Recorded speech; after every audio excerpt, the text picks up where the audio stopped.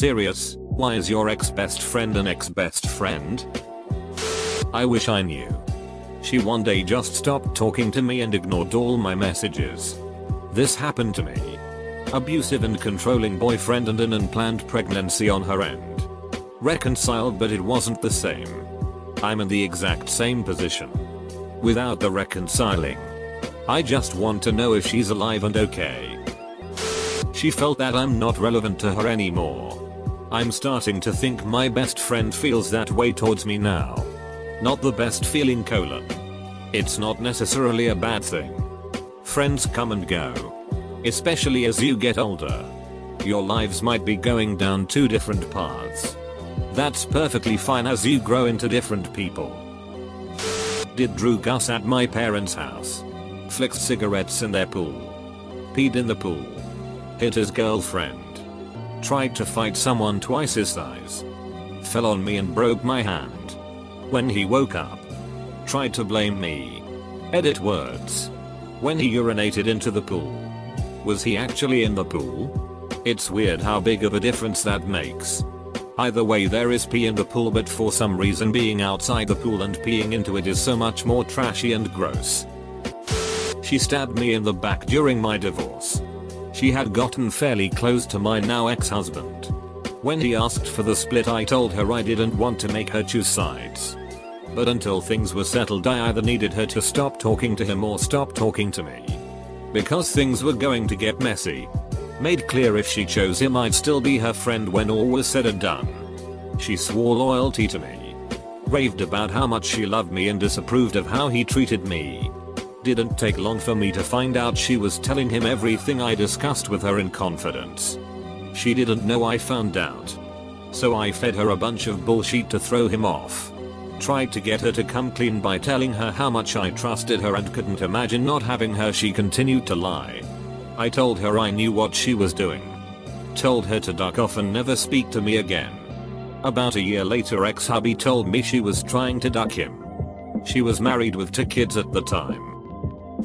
My possessive boyfriend made me choose between him and her, and I made the wrong decision. It's my biggest regret in life. I miss her so much. Did you try to contact her? Maybe she will understand. I was on the other of something like this 2 years ago. My best friend cut me out because of her possessive and abusive boyfriend. I was pretty sad and angry, but after about a year she contacted me and apologized, and we found back together. It was difficult at first because I felt betrayed, but after a while I understood what she went through, and now it is like we were never apart to begin with. It's been years and now we're both in different locations for university. I also feel like I don't deserve her friendship, as I allowed it to break down for the sake of relationship that she told me wasn't healthy. If I were to ever speak to her again, I'd just want to apologize for my actions. He's a manipulative liar and a huge egoist. Never will speak to him again. This happened to me. Played video games with him almost every night for many years. Then, he knew this. My baby was born and I wasn't able to hang out online for a few weeks. And he took huge offense to this. Really opened my eyes. And thankfully I don't regret cutting the ties. She was dating a guy she would always fight with. She would ditch me for him and Drew Gus. She would get mad when I wanted to spend time with my boyfriend. She would call in the middle of the night and ask me to pick her drunkards up, only to get in her car and drive home. Basically it was one-sided and all about her. I totally could have written your comment. My friend did the exact same stuff to me. With the added bonus of trying to get me to break up with my boyfriend at the time. The amount of times I had to rescue her dumb drunk ass. When I graduated college I left her behind and we have talked once since. About a year later. I have her on FB but we don't talk. It took me forever to realize how awful and selfish she was. Because she had an affair with my husband, which I discovered when she had his baby. That was a 1-2 punch. Wasn't it? I'm sorry. Thank you. What doesn't heal you makes you stronger. I guess. Semicolon. She started selling oils from a pyramid scheme and drank too much Kool-Aid. Best friend for 5 years. But he was one of those guys that would never call you, you always called him. One day I decided that if he wanted to see me, he'd have to pick up the phone himself. It's been 15 years and not a word. I hang out with a lot of pretty introverted people. Have a certain fear that if I didn't call them make plans then I'd never see any of them again. That sounds a lot like me. Now I'm 23 and realizing that my friends pool has shrunk considerably. So recently I've been trying to force myself to be more vocal and be the one to initiate contact. He was a smart guy.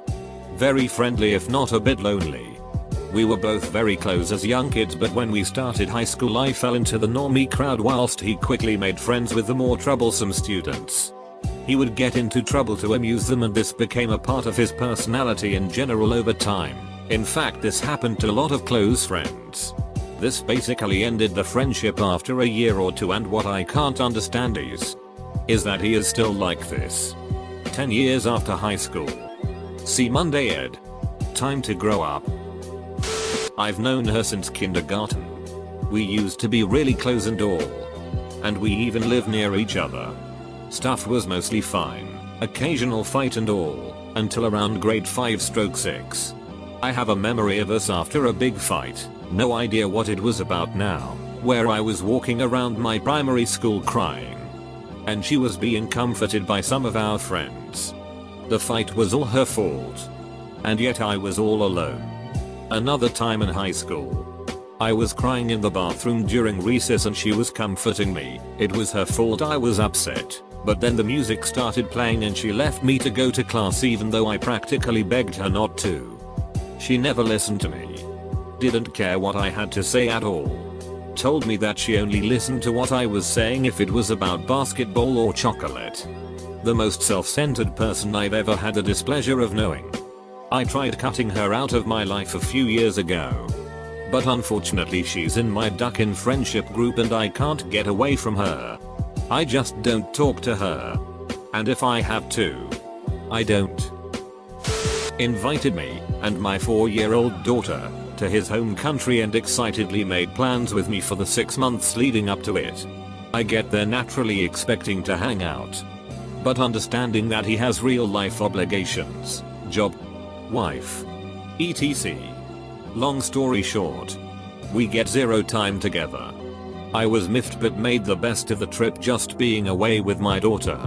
He came by where I was staying after not communicating with me all week and offered my last weekend away to go to a cabin in the mountains 4 hours away for a couple nights. I took him up on it because despite being upset about him ditching me, I was hopeful that it was just an off week for him and that we could finally hang out. I really liked the guy and assumed he thought of me as I did him. A brother. Anyway. We spent the night at the cabin after barely speaking the whole trip there. I tried several times to initiate conversation, and the next morning he promptly kicked me out. In the middle of f***ing nowhere. He said he needed the time with his wife. There I was.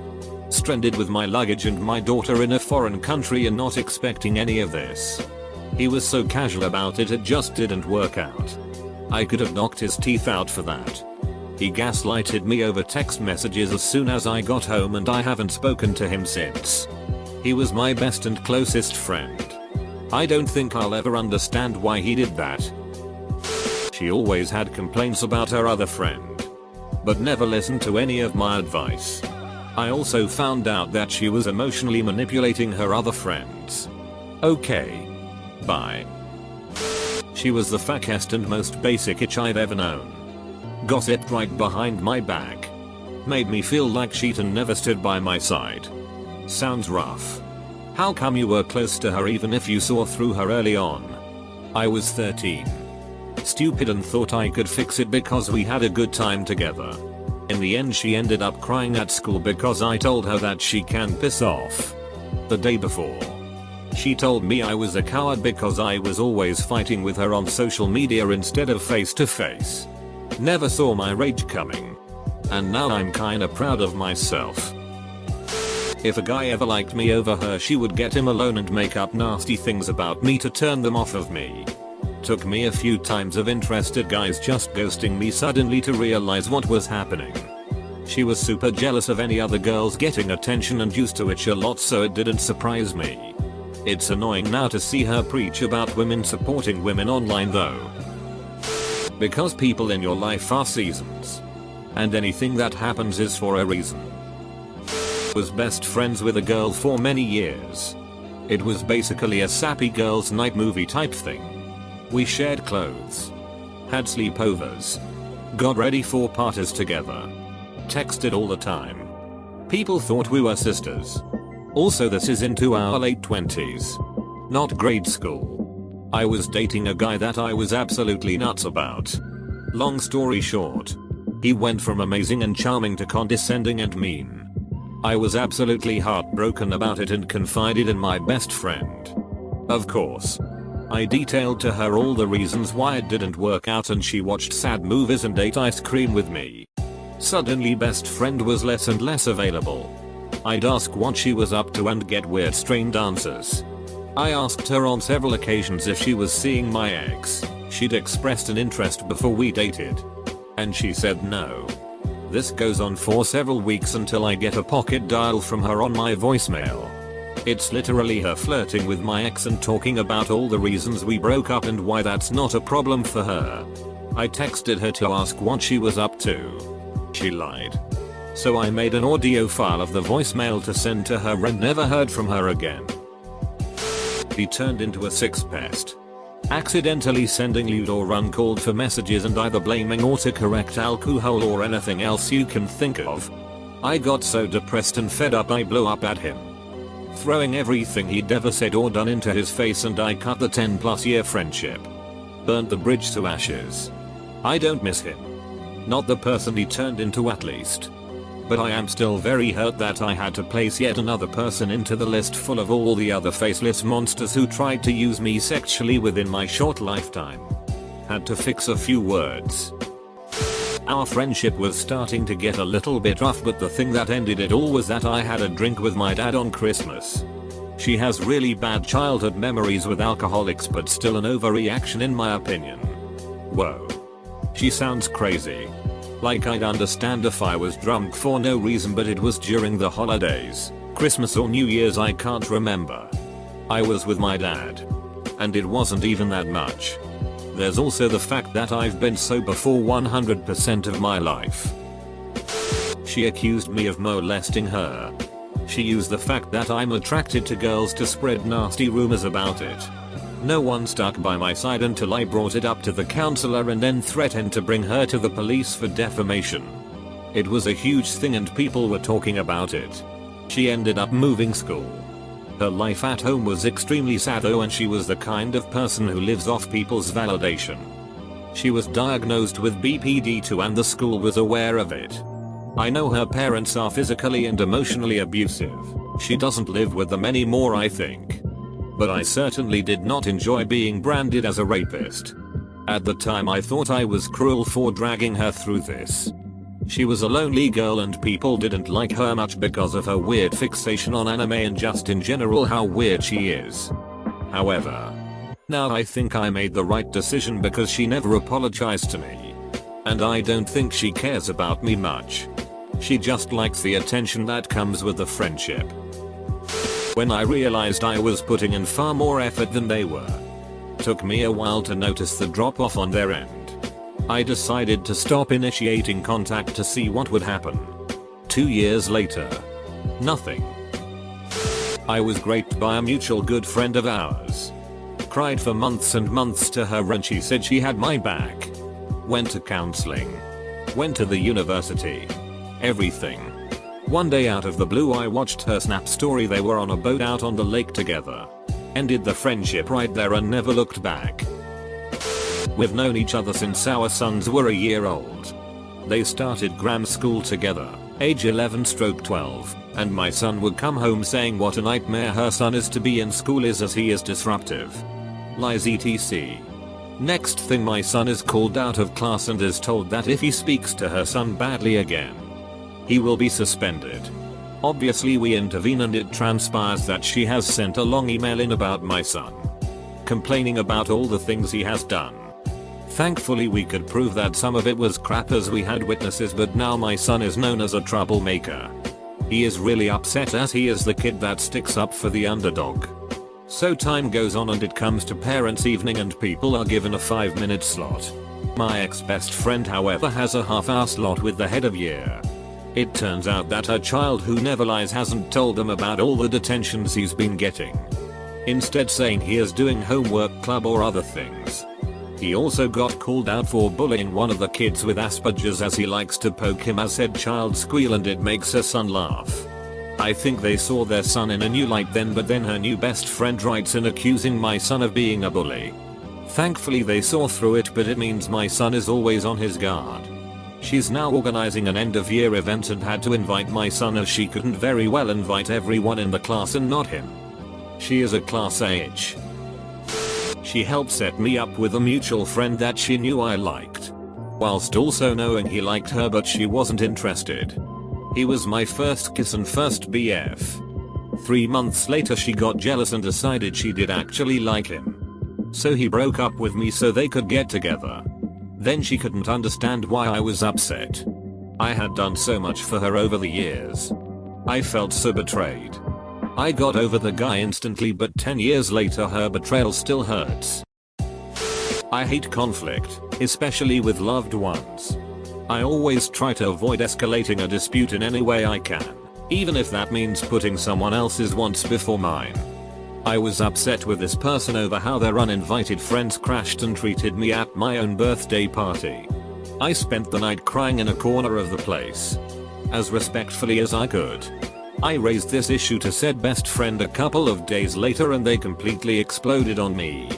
Their insults ranged from how ungrateful I was to them to what a horrible friend I am.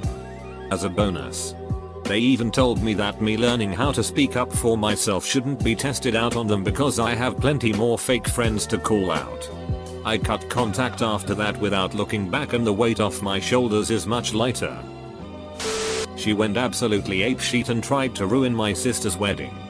We were best friends since freshman year of high school. And then she got drunk at my sister's wedding and started screaming at a ton of the guests.